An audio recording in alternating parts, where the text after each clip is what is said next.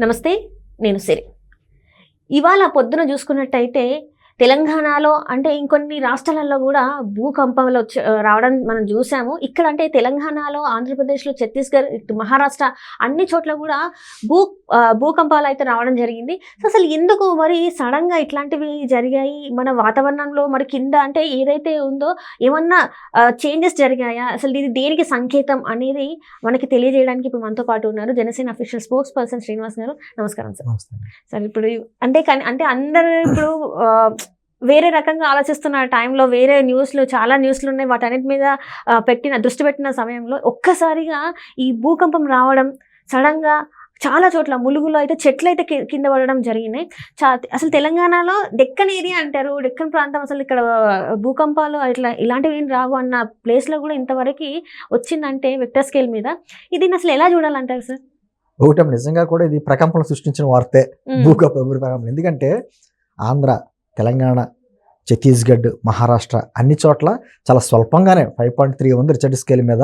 స్వల్పంగానే కనిపించిన 2 నిమిషాల్లోనే కొన్ని చోట్ల అయితే కొంచెం భయపడి అపార్ట్మెంట్స్లోంచి బయటకు వచ్చి ప్రజలందరూ రోడ్ల మీద వచ్చేసారు. భయపడిన పరిస్థితులు ఏర్పడ్డాయి. అంటే ఏమవుతుందంటే సాధారణంగా మీరు అన్నట్టుగా దక్కన్ ప్రాంతాల్లో అయితే ఇటువంటి ఉండవు అన్నట్టుగా ఉంటారు. భూమి పరిస్థితులు కూడా ఉంటాయి కదా.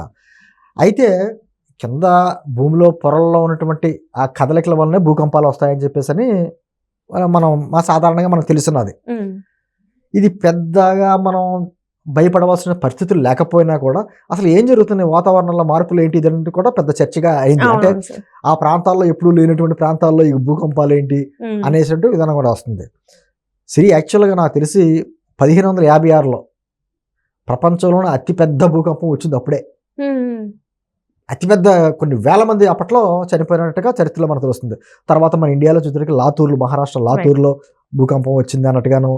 అదే సందర్భంలో మన సెప్టెంబర్లో ఈ ములుగు ప్రాంతంలో ఇప్పుడు ఏదైతే భూకంప కేంద్రంగా ఉందని చెప్పుకుంటున్నారో ఆ ములుగు ప్రాంతంలోనే లక్షలాది చెట్లు పడిపోయినాయి. అదే సందర్భంలో అంటే యాక్చువల్గా మన ఇండియాకు ఉన్న వాతావరణ పరిస్థితులు బట్టి అంత ప్రమాదం ఏమీ లేకపోయినా కూడా ఆ లాతూరు భూకంపం మనకి పెద్ద ప్రమాదం అప్పట్లో. సాధారణంగా మన ఇండియాలో గుజరాత్, అస్సాం ఈ 2 చోట్ల ఎక్కువగా భూకంపాలు వచ్చే పరిస్థితుల్లో ఉన్నటువంటి ప్రాంతాలన్నింటికి శాస్త్రవేత్తలు చెప్తూ ఉంటారు. తెలంగాణలో ఇప్పుడంటే ములుగు ప్రాంతం, సమ్మక్క సారక్క జాతర ఆ ప్రాంతాల్లో కొంతవరకు ఏదో ఉంటుందని చెప్పంటారు. కానీ మిగతా ప్రాంతాల్లో తెలంగాణలో ఎక్కడ పెద్ద అంటే కొన్ని విజువల్స్ ఇక్కడ ప్లే అవుతున్నాయి సార్. మనం అంటే కొన్ని సోషల్ మీడియాలో చూసుకుంటే ఏదైతే సమ్మక్క సారలమ్మ గద్దలు ఉంటాయో అక్కడ కూడా ప్రకంపనలు వచ్చినాయి అనమాట. మనకి సీసీ కెమెరాలో కనిపిస్తుంది అనమాట, మొత్తం కదిలిపోయింది.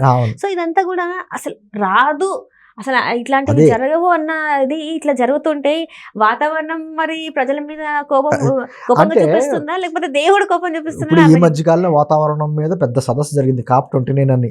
ప్రపంచ దేశాలన్నీ కూర్చుని వాతావరణం ప్రతి సంవత్సరం ఎక్కడో చోట ఈ సదస్సులు జరుగుతున్నాయి. కానీ తీసుకున్న నిర్ణయాలు ఎందుకంటే యాక్చువల్గా ఇది ప్రకృతి కోపం కాదండి, ఈ ఖచ్చితంగా మనిషి తీసుకున్న తప్పు. ఇది అభివృద్ధి కేంద్రంగా మనిషి కేంద్రంగా అభివృద్ధి జరగాలి. కానీ ఈ కాంక్రీట్ జంగిల్ వాతావరణంతో మనం వాతావరణం అన్నింటినీ పొల్యూషన్ ఇప్పుడు రోజు పెరుగుతుందంటే ఢిల్లీ వాతావరణం చూసారా, వాయు కాలుష్యం పెరిగిపోయింది అంటారు. ఎందుకు పెరుగుతుంది?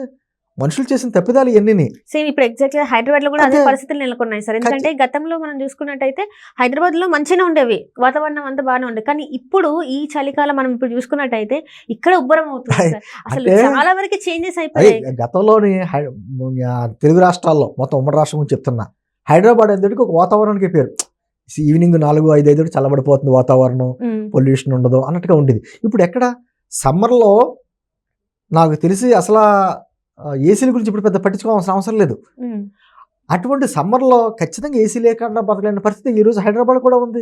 ఇది కేవలం మనం చేసుకునే తప్పిదమే తప్ప ఇంకేం కాదు. కొన్ని లక్షల వాహనాలు వస్తున్నాయి. ఈరోజు హైదరాబాద్లోనే 80 లక్షల వెహికల్స్ ఉన్నాయట. 80 లక్షల వెహికల్స్ ఉన్నాయి. పొల్యూషన్ ఎంత వస్తుంది అంటే ఇవన్నీ కూడా భూకంపాలు కావచ్చు, వరదలు కావచ్చు, తుఫాన్లు కావచ్చు, సునామీ. ఇప్పుడు సముద్రంలో భూకంపం వస్తే సునామీ రూపంలో వస్తుంది. అదేవిధంగా కొన్ని ప్రాంతాల్లో కూడా భారతదేశంలో పలానా చోట భూకంపాలు వచ్చే ప్రదేశాలని కొన్ని గుర్తించారు. ఇందా చెప్పినట్టు గుజరాత్లోని లేకపోతే అస్సాం ఏరియాలో కొంచెం ఎక్కువ ప్రాంతాల్లో ఎక్కువగా వచ్చే అవకాశాలు ఉన్నాయి. అదేగా ఆంధ్రప్రదేశ్ మొత్తానికి చూస్తే ఒంగోలులో ఎక్కువ వచ్చే అవకాశం ఉందని చెప్పారు. అంటే అక్కడ ఉన్నటువంటి వాతావరణ భూమి పరిస్థితులను బట్టి. అలాగే వివిధ రకాలుగా ఈ రోజున అంటే పలానా చోట వస్తుంది, పలానా చోట రాదు అని ఈ రోజున వైజాగ్, ఖమ్మం, ఇటు విజయవాడ, పొద్దున చూసినటువంటి న్యూస్లో ఇప్పుడు ఇదే హైదరాబాద్లో యూసఫ్గూడలోని, సికింద్రాబాద్లోని, అంబర్పేటలోని అలా కొన్ని ఏరియాల్లో 1-2 నిమిషాలు చాలా స్వల్పంగానే కనిపించిన మొత్తానికైతే ప్రమాదం అంటే ఎలా ఉంటుందంటమ్మా, ఇది ఇప్పుడు చాలా తక్కువగానే కనపడవచ్చు, కానీ దీని భవిష్యత్తులో ఏంటి, ఎగ్జాక్ట్లీ సార్, భవిష్యత్తు ఏంటి, అసలు మన పిల్లలకి మనం ఏమి ఇస్తున్నాం, వేల కోట్లు ఇస్తున్నామా, మంచి సమాధానం ఇస్తున్నామా, మంచి వాతావరణం ఇస్తున్నామా, ఎక్కడ ప్రభుత్వాలు కూడా ఆలోచించి ఇట్లా కొన్ని లక్షల వెహికల్కి పర్మిషన్ ఇచ్చేస్తున్నారు, మళ్ళీ ఏమంటారు ఎక్కడెక్కడ పొల్యూషన్ పెరిగిపోయింది అంటారు.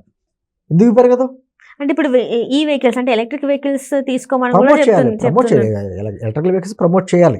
నేను అంటుంది ఏదైనా ఫలానా ప్రాంతం అన్నిటికీ మంచిది, వాతావరణానికి అనుకూలమైనది, శీతకాలంలో ఇప్పుడు వర్షాకాలంలోనే వర్షాలు పడాలనేటువంటి సిద్ధాంతం ఏమైనా ఉందా, ఏమీ లేదు. అది సమ్మర్లో కూడా వర్షాలు పడుతున్నాయి, వింటర్ సీజన్ లో కూడా వర్షాలు పడుతుంది. అసలు పడవలసిన టైంలోనే అంటే వాతావరణంలో వచ్చినటువంటి మొత్తం మార్పులు, ప్రపంచం అంతా మారిపోయింది. అలాగే భారతదేశంలో కూడా అందులోని మనంతా దీపఖండం కదా, మూడు చుట్టుపక్కల 3 ప్రాంతాల్లోనూ నీరు ఉంటుంది. అనేక రకమైన వాతావరణ మార్పులకి మనం కుదుపులకి గురవుతూ ఉంటాం. ఏంటంటే వీటన్నిటి ప్రభావం ఏదైతే ఉందో ఇవన్నీ ప్రభావాలు చూపిస్తున్నాయి. మరి వీటి మీద ప్రపంచ దేశాలన్నీ కూడా ఆలోచన చేసుకోవాలి. మామూలుగా ప్రపంచంలో ఎక్కువగా భూకంపాలకి గురయ్యేది ఎక్కడ ఉంటుందంటే జపాన్ ఎక్కువ ప్లేస్ చెప్పుకుంటారు. అందుకని వాళ్ళ కన్స్ట్రక్షన్ కూడా అటువంటి కన్స్ట్రక్షన్ చేస్తూ ఉంటారు ఈ భూకంపాలు తట్టుకునే విధంగా. తర్వాత ఇండోనేషియా, అలా కొన్ని దేశాలు ఉన్నాయి. అటువంటి ఫిలిప్పీన్స్, ఇటువంటి దేశాలకి ఎక్కువగా భూకంపాలకి తాకిడికి ఎక్కువగా గురవుతూ ఉంటారు. అప్పుడు ఏం చేస్తారంటే వాళ్ళు ఆ వాతావరణానికి తగ్గట్టుగా కన్స్ట్రక్షన్ చేసుకునేలాగా కొన్ని మార్పులు చేసుకుంటున్నారు ఈ మధ్య కాలంలో. అలాగే మన ఇండియాలో కూడా ఎక్కడెక్కడైతే భూకంప తీవ్రత ఉంటుందో అక్కడ దానికి తగ్గట్టుగానే ఈ బిల్డర్స్ ఉంటారు కదా, బిల్డింగ్స్ కట్టే వాళ్ళందరికీ ఒక ప్లాన్ చేసుకునే విధానం కూడా, కట్టుకునే విధానం కూడా భూకంపాలు వచ్చినా తట్టుకునే విధంగా చేసుకున్నటువంటి ప్లాన్లు ప్రభుత్వాలు చేయాలి, ఆలోచన చేయాలి. ఎందుకంటే హైదరాబాద్లో సముద్రం లేదు కాబట్టి వరద రాదనుకుంటా లేదు కదా, అలాగే అది 2 సెంటీమీటర్లు వర్షం కలిగితే రోడ్లన్నీ మునిగిపోయి పెద్ద సముద్రంలాగే ఉంటాయి. కాబట్టి ఇక్కడ వస్తుంది ఈ ప్రదేశం మంచిది, ఈ ప్రదేశం చెడ్డది అనేది కాకుండా అన్ని ప్రాంతాల్లోని కూడా వాతావరణ పరిస్థితుల్లో మార్పులు వస్తున్నాయి. కాబట్టి దానికి తగ్గట్టుగా మనుషులు కూడా విధానం చేయాలి. ఇప్పుడు సముద్ర తీరం ఉంటుంది, ఆంధ్రప్రదేశ్ చూడండి, ప్రతి నెల ఏదో తుఫాన్ ఎఫెక్ట్కి ఖచ్చితంగా అలాగని చెప్పేసి దానికి తగ్గట్టు చర్యలు ఏమైనా తీసుకుంటున్నారా? ఎక్కడ లేవు. ఇప్పుడు తీర ప్రాంతం అంతా, సముద్ర తీర ప్రాంతం అంతా మడడవులు పెంచాలని చెప్పేసి ఎప్పటి నుంచో ఉంది. ఎన్ని పెంచుతున్నారు? అసలు ఎక్కడ పెంచుతున్నారు? ఎక్కడన్నా ఉంచుతున్నారా? సముద్రం దగ్గర ఇసుకే తోడేస్తున్నారు. సముద్రం ఏమో గుర్తుండే ఉంటుంది, అంతర్వేది దగ్గర సముద్రం 2 కిలోమీటర్ల ముందుకు వచ్చింది, పల్నా చోట ఏమో సముద్రం 5 కిలోమీటర్లు వెనక్కి వెళ్ళింది అంటే ఎందుకు వెళ్తుంది? ఇవన్నీ కూడా ప్రపంచవ్యాప్తంగా, మన భారతదేశమే కాకుండా ప్రపంచవ్యాప్తంగా జరుగుతున్నటువంటి వాతావరణ పరిస్థితుల్లో మార్పులు అనుగుణంగా ఇది జరుగుతుంది. నేటంటే COP29 లేకపోతే వేరే ప్రపంచ దేశాల సమ్మిట్లు అన్నీ జరిగినా కూడా చర్యలు తీసుకోకపోతే ఎన్ని సదస్సులు పెట్టుకున్నా ఉపయోగం లేదు. అన్నింటి కూడా ప్రాక్టికల్గా ఏం జరుగుతుందో మన భవిష్యత్ తరాలకి ఏంటంటే ఆలోచన చేసుకోవాలి ఏ దేశమైనా.